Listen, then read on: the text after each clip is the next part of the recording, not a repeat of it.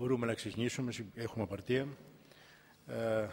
Σήμερα έχουμε την χαρά και την τιμή να έχουμε μαζί μας δύο συναδέλφους από το Ευρωπαϊκό Κοινοβούλιο, τον Αντιπρόεδρο του Ευρωπαϊκού Κοινοβουλίου, κύριο Σταύρο Λαμπρινίδη, ο οποίος είναι και μέλος της Επιτροπής Ελευθεριών, Δικαιοσύνης και Εσωτερικών Υποθέσεων του Ευρωπαϊκού Κοινοβουλίου, καθώς και τον Ευρωβουλευτή της Νέας Δημοκρατίας, κύριο Γιώργο Παπα-Νικολάου, ο οποίος είναι και αυτός μέλος της ίδιας Επιτροπής και εισηγητής, από ό,τι τουλάχιστον μου είπε πριν, πολλών και ενδιαφερόντων θεμάτων, κανονισμών και άλλων διαδικασιών που έχουν να κάνουν πολύ αρκετά με το μεταναστευτικό ζήτημα. Πριν σας δώσω το λόγο, θα ήθελα να σας πω ότι η Επιτροπή μας έχει δημιουργηθεί ως ειδική διακομματική επιτροπή για να μελετήσει το μεταναστευτικό ζήτημα στη χώρα μας. Πρέπει να σας ενημερώσω ότι έχουμε ακούσει σχεδόν όλους τους μετανάστες, τουλάχιστον τους οργανωμένους μετανάστες. Έχουμε ακούσει αρκετούς φορείς, την ΥΠΑΤΗ Αρμοστία του ΟΗΕ, τα Υπουργεία, τα αρμόδια, τα περισσότερα τουλάχιστον που εμπλέκονται σε αυτή τη διαδικασία. Και σκοπός μας είναι, αν καταφέρουμε να καταγράψουμε όχι μόνο το τι συμβαίνει, αλλά κυρίως να δούμε με ποιες προτάσεις μπορούμε να ξεπεράσουμε αδιέξοδα που έχουν δημιουργηθεί και που ασφαλώς ταλανίζουν κάθε μέρα τους Έλληνες πολίτες, αλλά και όχι μόνο τους Έλληνες πολίτες, πολλές φορές και τους ίδιους τους μετανάστες. Με αυτή λοιπόν την έννοια, και επειδή πολλά θέματα άπτονται και των διαδικασιών που λειτουργούν και που καθημερινά γίνονται στην Ευρωπαϊκή Ένωση, είτε αυτές είναι οι συνθήκες είτε οτιδήποτε άλλο, θεωρήσαμε σκόπιμο ότι θα ήταν χρήσιμο να έχουμε και τη δικιά σας ενημέρωση, προκειμένου να έχουμε μια πιο ολοκληρωμένη άποψη, όχι μόνο το τι γίνεται στον ελληνικό χώρο, αλλά γενικότερα στον ευρωπαϊκό, τους προβληματισμούς ή ό,τι άλλο υπάρχει, προκειμένου να μην είμαστε πίσω σε σχέση με αυτό που θέλουμε να προσφέρουμε στην Ελληνική Βουλή και βέβαια μέσω της Ελληνικής Βουλής και στην ελληνική κυβέρνηση, για να μπορέσει να υλοποιήσει ό,τι μπορεί περισσότερο από αυτά που θα προταθούν ή που θα θεωρηθούν ότι μπορούν να καλύψουν ζητήματα όπως αυτά που έχουν προκύψει. Με αυτή λοιπόν την έννοια και σε αυτό το πλαίσιο λειτουργούμε και θα θέλαμε να σας καλωσορίσουμε για άλλη μια φορά και να σας δώσουμε το λόγο. Κύριε Λαμπρινίδη, έχετε το λόγο. Ευχαριστώ πολύ, κύριε Πρόεδρε, για την πρόσκληση. Ευχαριστώ, κύριε συνάδελφοι, που είστε εδώ. Το μεταναστευτικό ήρθε έντονα πάλι στην επιφάνεια της ευρωπαϊκής συζήτησης πριν από κάνα 2 μήνες με την έκρηξη διατηνόταν τότε η Ιταλία μεταναστευτικών ροών και ετούντων άσυλο από την Λιβύη, την Ισία προς την χώρα της. Λέω διατείνεται η Ιταλία διότι 25.000 περίπου ήταν αυτοί οι οποίοι πήγανε στα Ιταλικά σύνορα, πράγματι σε ένα πολύ μικρό διάστημα, δεν είναι αστεία αυτή η πίεση. Αλλά αν σκεφτεί κανείς ότι περίπου 800.000 ήταν οι μετανάστες που από τη Λιβύη και μόνο φύγαν και πήγαν σε άλλες αραβικές χώρες, όχι στην Ευρώπη, και αν δει κανείς προηγουμένων δεκαετιών μεταναστευτικές ροές, αλλά αν δει ακόμα και αυτές που γίνονται τελευταία 1-2 χρόνια μέσω των ελληνοτουρκικών συνόρων, αντιλαμβάνεται ότι δεν μιλάμε για μια συγκλονιστική έκρηξη ή κάτι το ιδιαίτερα διαφορετικό. Αλλά η κυβέρνηση Μπερλουσκόνη το ανέβασε αυτό πολιτικά, έκανε το ατόπιμα να δώσει ως μειόφιλε άδειες παραμονής και μετακίνησης εντός ευρωπαϊκών συνόρων σε όλους αυτούς τους ανθρώπους, χωρίς να εξετάσει πραγματικά το δικαίωμά τους για άσυλο ή με άλλο τρόπο να κοιτάξει πώς μπορεί να τους αντιμετωπίσει και να τους ανακουφίσει. Άρχισαν να πηγαίνουν στη Γαλλία, αφορμή έψαχνε και ο Σαρκοζή για να ανεβάσει και αυτός τα αντιμεταναστευτικά αισθήματα εν μέσω οικονομικής κρίσης των Γάλλων και καταλήξαμε να έχουμε μια μεγάλη κουβέντα. Μια κουβέντα η οποία κατέληξε, κατά τη γνώμη μου, σε κάτι πάρα πολύ αρνητικό. Κατέληξε σε μια πρόταση της Ευρωπαϊκής Επιτροπής για πρώτη φορά να υπάρξει μια πιθανότητα επαναφοράς εσωτερικών συνόρων στη ζώνη Σέγγεν σε περιπτώσεις μεγάλων μεταναστευτικών ροών ή πιέσεων. Αυτή η πρόταση είναι, κατά τη γνώμη μου, αλλά όχι μόνο, κατά τη γνώμη της συντριπτικής πλειοψηφίας των ευρωβουλευτών που συζήτησαν στην προηγούμενη Ολομέλεια το ζήτημα αυτό, για 2 τουλάχιστον λόγους απαράδεκτη. Ο ένας είναι πολιτικός, σε μια περίοδο δηλαδή που η Ευρώπη και η ελληνική, που είναι μία από τις βασικότερες αξίες δημιουργίας της Ένωσης, βάλλονται από παντού, και αυτή και άλλες αξίες, η Ευρωπαϊκή Επιτροπή θα έπρεπε καθημερινά να προασπίζεται ως κόριο οφθαλμού τις πολιτικές που αποτελούν ακρογωνίους λίθους της ευρωπαϊκής ενοποίησης. Μία εκ των οποίων φυσικά είναι και η ελεύθερη κυκλοφορία, το Σέγγεν. Ανταυτού, επειδή δύο κυβερνήσεις της Ευρώπης αποφάσισαν να αμφισβητήσουν το Σέγγεν για δικούς εσωτερικούς λόγους, η Ευρωπαϊκή Επιτροπή έπαιξε αυτό το παιχνίδι. Ο δεύτερος λόγος που ήταν απαράδεκτη εκείνη της Επιτροπής ήταν νομικός. Η συνθήκη η καινούργια, στα άρθρα 78 και 80, προβλέπει ρητά ότι αν μια χώρα δέχεται υψηλή πίεση εξαιτίας μεταναστευτικών ροών στα σύνορά της, η υπόλοιπη Ευρώπη της οφείλει και θα της παράσχει αλληλεγγύη. Τελεία. Δεν λέει κάτι άλλο. Είναι προφανές ότι η επαναφορά εσωτερικών ελέγχων σε χώρες που δέχονται μεγάλες μεταναστευτικές ροές δεν είναι αλληλεγγύη, είναι ακριβώς το αντίθετο, θα έλεγε κανείς. Έτσι, είναι μια ακόμα μεγαλύτερη μεταφορά βαρών σε αυτές τις χώρες, είναι μια τιμωρία τους, αν θέλετε, αντί για μια στήριξή τους.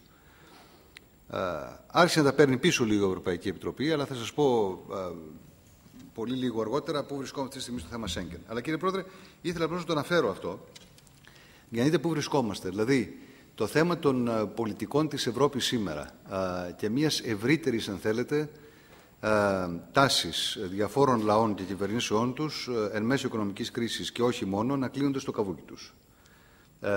Μαζί με την συνεπακόλουθη επίθεση στην έννοια της αλληλεγγύης, προφανώς δημιουργούν ιδιαίτερα για χώρες όπως η δική μας, που δέχεται μεγάλα κύματα μεταναστευτικών ροών, ιδιαίτερα ζητήματα και προβλήματα προς αντιμετώπιση. Αυτό πρέπει να το έχουμε υπόψη μας σαν ομπρέλα. Δεν θα πει ότι δεν υπάρχει αλληλεγγύη. Θα έλεγα ότι το παράδειγμα της Ελλάδας είναι χαρακτηριστικό. Για πρώτη φορά στην σύγχρονη ιστορία της Ευρωπαϊκής Ένωσης, κατορθώσαμε πριν από μερικούς μήνες να εξασφαλίσουμε την κινητοποίηση των μονάδων Rabbit, όπως λέγονται, που είναι κάποιες μονάδες ταχείας επέμβασης σε περίπτωση άμεσης και απρόβλεπτης απειλής στα εξωτερικά σύνορα όσον αφορά τους σωματεμπόρους κλπ. Και ήρθανε, όπως θυμάστε, και με μεγάλη επιτυχία στον Εύρο. Το ζήτημα της Ελλάδας, δηλαδή, τον τελευταίο χρόνο τουλάχιστον έχει αναδειχθεί πολύ έντονα και με μεγάλη επιτυχία των δικών μας επιχειρημάτων. Αλλά αυτό θέλω να τονίσω, κύριε συνάδελφοι, να το τονίσω πολύ καθαρά, δεν αποποιείται των δικών μας ευθυνών. Θέλω να είμαι σαφής. Κατά τη γνώμη μου, δηλαδή, το γεγονός ότι η Ευρώπη μας οφείλει δεν πει ότι εμείς έχουμε εφαρμόσει όσο οφείλαμε πλήρως και σωστά τόσο τις υποχρεώσεις μας απέναντι στους αιτούντες άσυλο, όσο και τις υποχρεώσεις μας απέναντι στην ένταξη μεταναστών που είναι στα σύνορά μας, όσο και φυσικά και τη δυνατότητα που είχαμε και έχουμε και θα πρέπει να εξασκήσουμε της ανθρωπιστικής επιστροφής ανθρώπων που κακώς είναι εδώ, έχουν έρθει λαθρέα, σε ασφαλείς προορισμούς στις χώρες τους ή αλλού. Κύριε Πρόεδρε, πολύ γρήγορα αυτό που τρέχουν τώρα στην Ευρώπη και θα κλείσω με αυτή την ενημέρωση. Τι συμβαίνει σήμερα. Έχουμε πρωτοβουλίες που αφορούν τα σύνορα τα ίδια, Frontex και τι γίνεται με αυτήν και Schengen.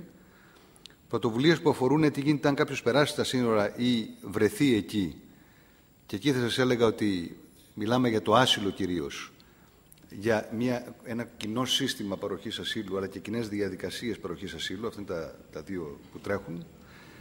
Και επίσης το κομμάτι των συνόρων, όταν κάποιος μέσα στο ζήτημα της επαναπροώθησης, τι κάνουμε εκεί και τι συμφωνίες συνάπτει η Ευρώπη με άλλες χώρες για την επαναπροώθηση. Και το τρίτο ζήτημα είναι η νόμιμη μετανάστευση. Έτσι, και τι πρωτοβουλίες μπορεί να πάρει η Ευρώπη εκεί.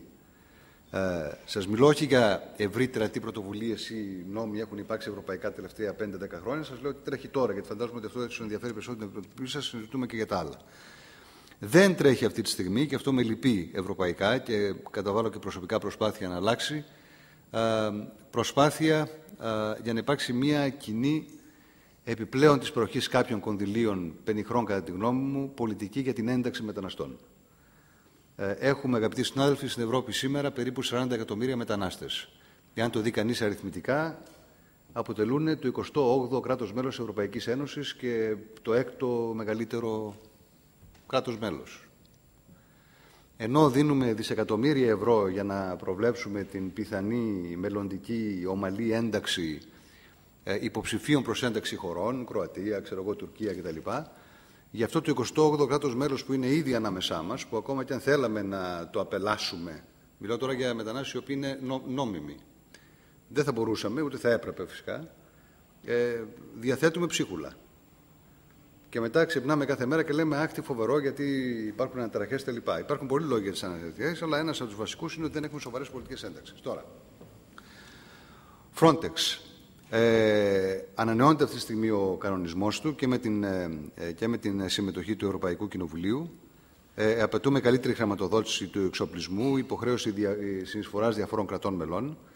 Με δικές μας τροπολογίες αποτρέψαμε, ή μάλλον εξασφαλίσαν, αν θέλετε, στα επιχειρησιακά πλάνα του Frontex με τρίτες χώρες, που επίσης προβλέπονται πια επισήμως, να πρέπει το κράτος μέλος στην επικράτεια του οποίου γίνεται η διαδικασία, η Ελλάδα εν προκειμένου, να δώσει τη σύμφωνη γνώμη της και να τα συγκαταρτίζει. Δεν μπορεί δηλαδή, στην περίπτωση που εμπλακεί η Τουρκία σε κάποια κοινή αποστολή Frontex, να αποφασίσει ο Frontex μόνος του με την Τουρκία πώς θα γίνει. Και αυτό το λέω γιατί είναι σημαντικό. Στην προσπάθεια αυτή αναθεώρησης του μηχανισμού, η Τουρκία προσπάθησε εντονότατα να θέσει, όπως πάντοτε το κάνει, θέματα συνοριακά ή άλλα, μέσω πονηρών τρόπων. Αυτό έχει αποτραπεί. Το ζήτημα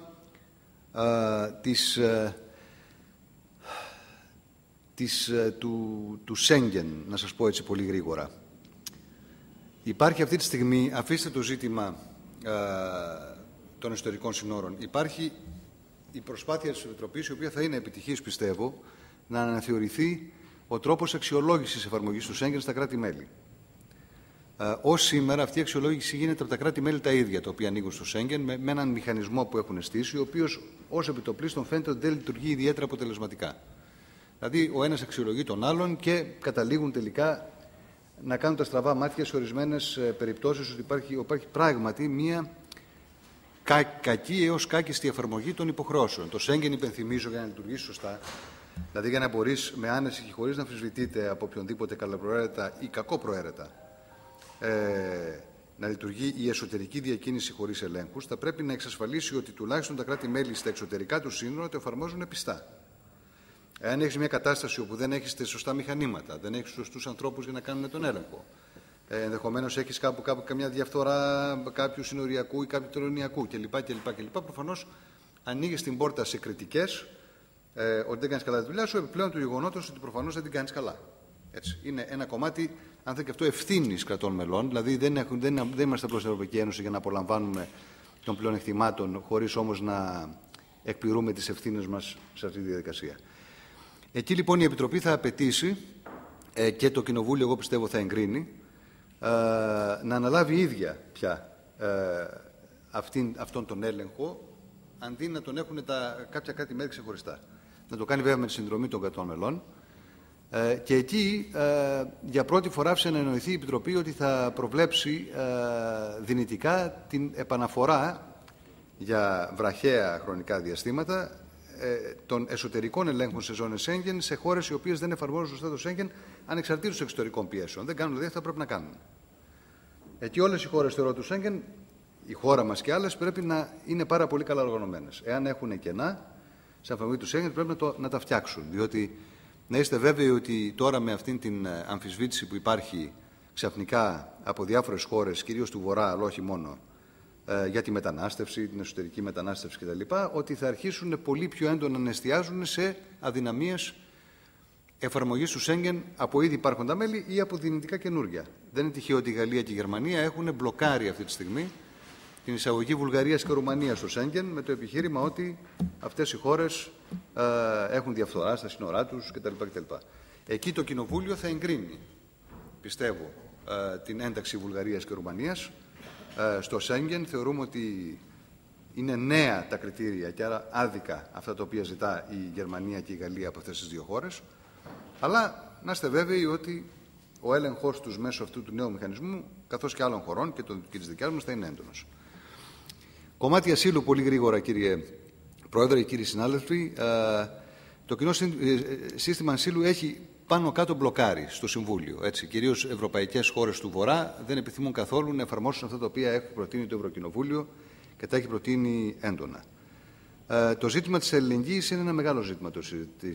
Το Κοινοβούλιο το 2008 είχε φτάσει στο σημείο να απαιτήσει υποχρεωτική αλληλεγγύη, όχι απλώς δυνητική ή προαιρετική, στη δικιά του πρόταση για ένα κοινό σύστημα ασύλου, ώστε να υποχρεούνται